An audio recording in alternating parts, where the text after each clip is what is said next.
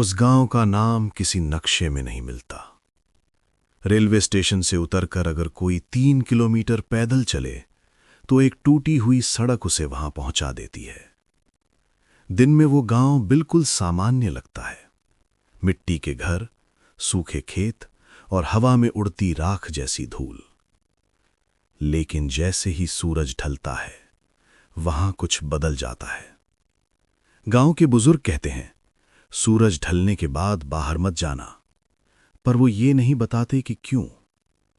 सालों पहले गांव के बाहर एक छोटा सा खेत था। उसी खेत के बीचों बीच एक कद्दू का पुतला खड़ा किया गया था।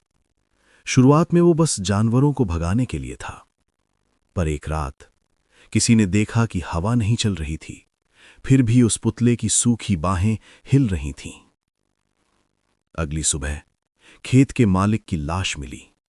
आंखें खुली हुई थीं, मुंह ऐसे खुला था जैसे वो कुछ चिल्लाना चाहता हो, लेकिन आवाज बाहर आने से पहले ही किसी ने उसका गला दबा दिया हो।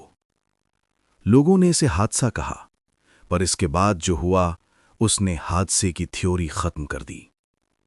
हर अमावस की रात उसी खेत के पास से गुजरने वाले किसी न किसी इंसान की परछाई सुबह नहीं लौटती थी। शरीर मिलता था पर परछाई नहीं। और अजीब बात यह थी कि हर लाश के पास मिट्टी में कद्दू के बीज दबे होते थे। गांव वालों ने खेत को जलाने की कोशिश की, पुतले को काटा गया, लेकिन अगली सुबह वो पुतला फिर खड़ा था।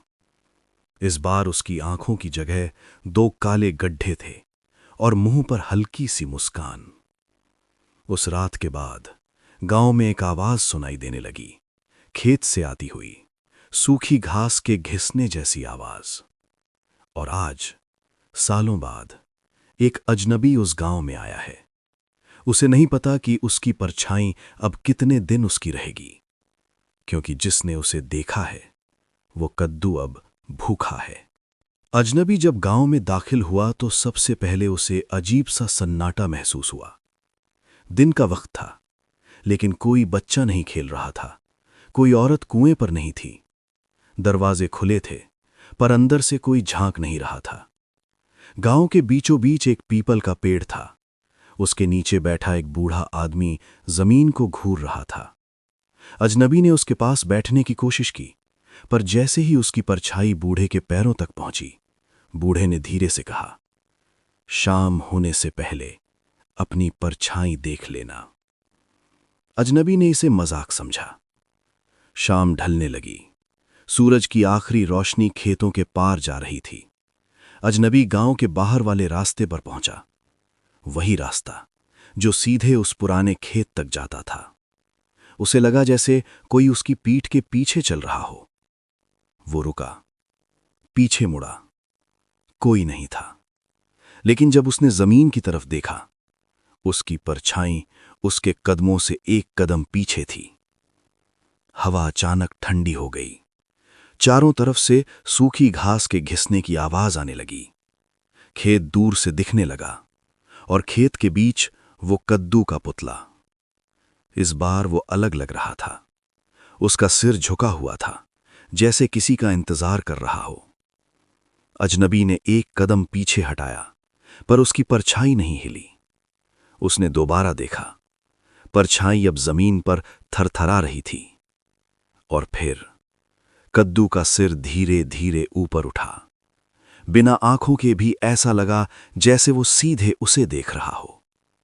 तभी अजनबी ने महसूस किया, उसकी परछाई अब उसके पैरों से जुड़ी नहीं थी। वो जमीन पर अलग खड़ी थी और बहुत धीरे धीरे वो परछाई खेत की तरफ बढ़ने लगी। अजनबी चीखना चाहता था, पर उसकी आवाज गले में ही सड़ गई। पीछे से एक फुसफुसाती आवाज आई, जो पीछे रह गया वो अब तेरा नहीं है। अचानक गांव की तरफ से घंटी बजी, जैसे किसी ने उसे वापस बुलाया हो। अजनबी दौड़ा पूरी ताकत से। जब वो गांव पहुंचा तो पीपल के नीचे वही बूढ़ा आदमी खड़ा था।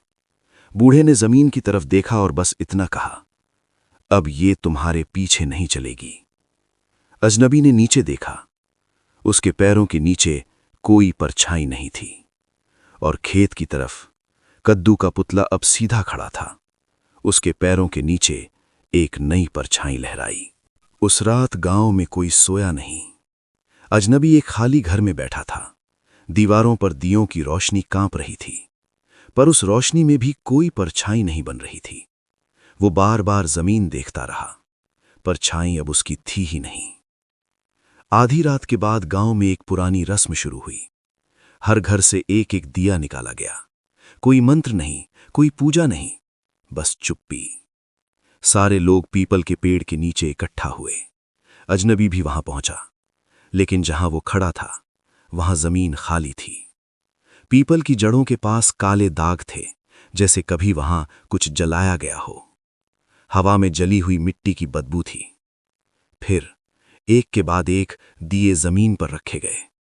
उन दियों की रोशनी जमीन पर अजीब सी आकृतियां बना रही थीं, पर वो परछाइयां किसी इंसान से मेल नहीं खा रही थीं। अजनबी ने देखा, कुछ परछाइयां अपने मालिकों से अलग हिल रही थीं। उसी पल उसके दिमाग में एक अधूरी याद लौट आई। सालों पहले इसी गांव में एक भयानक सूखा पड़ा था। फसलें मरी, लोग भूखे रहे, और तब खेत के बीच पहला कद्दू उगा था। वो कद्दू बाकी सब से अलग था, अंदर से खोखला लेकिन भारी। उसे काटा गया, बीज जमीन में दबाए गए, और उसी रात पहली बार किसी इंसान की परछाई उससे अलग हुई। गांव वालों ने तब एक फैसला किया, जिसकी परछाई लौटकर न आए उसे जिंदा मत रहने दो। उस रात कई परछाइयां पीपल की जड़ों में जलाई गईं, लेकिन सब नहीं जलीं। कुछ भाग गईं खेत की तरफ, और वहीं कद्दू का पुतला बनाया गया उन परछाइयों को बांधने के लिए। अजनबी ने कांपते हुए खेत की तरफ देखा। दूर कद्दू का पुतला अब अकेला नहीं था। उसके चारों ओर कई परछाइयां खड़ी थीं, और उनमें से एक उसी के जैसी थी। तभी हवा में वो पुरानी आवाज गूंजी, सूखी घास जैसी। कद्दू भूखा नहीं था, वो बस अपनी परछाइयां वापस बुला रहा था, और अब उसके पास एक नई परछाई थी। खेत अब शांत था, इतना शांत कि हवा भी चलने से डर रही थी। राख जमीन पर जम चुकी थी। आसमान का रंग किसी बुझी हुई आग जैसा था। गांव वाले अपने घेरे में खड़े थे। कोई हिल नहीं रहा था, कोई सांस तेज नहीं ले रहा था, क्योंकि वो जानते थे अगर खेत ने फिर सांस ली तो इस बार किसी को चुनने की जरूरत नहीं पड़ेगी। अंधेरे के भीतर अजनबी गिरना बंद कर चुका था। वो कहीं टिका नहीं था, वो लटका हुआ भी नहीं था, वो बस मौजूद था। चारों तरफ परछाइयां थीं, लेकिन ये वही परछाइयां नहीं थीं जो जमीन पर बनती हैं। ये वो परछाइयां थीं जो इंसान के अंदर बनती हैं जब वो पहली बार डरता है। हर परछाई एक याद थी, पहली भूख, पहली ठंड, पहली बार जब किसी ने उसे जरूरत से ज्यादा देर तक देखा, और फिर वो रात जब उसे खेत में खड़ा किया गया था। सच जो पूरा नहीं बताया गया। गांव ने कभी झूठ नहीं बोला था, उन्होंने बस पूरा सच नहीं बताया। सूखा पड़ा था ये सच था, कद्दू हुआ था ये भी सच था, लेकिन जो बात कभी नहीं कही गई, वो कद्दू पहले खेत में नहीं उगा था, वो कब्र पर उगा था। सालों पहले इसी जमीन में एक आदमी को जिंदा दफनाया गया था। वो आदमी भागा हुआ था, उसकी परछाई उससे पहले ही अलग हो चुकी थी। जब जमीन ने पहली बार उसे निगला, तभी खेत ने भूख सीख ली थी, और तब से हर सूखे में खेत को याद दिलानी पड़ती थी कि इंसान अब भी डरता है। कद्दू का असली रूप। अंधेरे में कुछ हिलने लगा, परछाइयां जुड़ने लगीं, जैसे किसी ने टूटी हुई चीजों को एक साथ बांध दिया हो। अचानक अजनबी ने देखा, कद्दू कोई चीज नहीं था, वो एक आकार था। एक ऐसा आकार जिसमें खेत अपने डर को रखता है। हर परछाई उस डर का एक हिस्सा थी, और जब परछाइयां कम हो जातीं तो खेत नया डर मांगता। इसीलिए वो लौटने वालों को चुनता था। इसीलिए अजनबी को दोबारा बुलाया गया था। अजनबी और उसकी परछाई। वो सामने आई। अब वो अलग नहीं दिख रही थी, वो पूरी थी। चेहरा साफ था और सबसे डरावनी बात, उसकी आंखों में डर नहीं था। उसने अजनबी को देखा और अजनबी ने पहली बार खुद को देखा।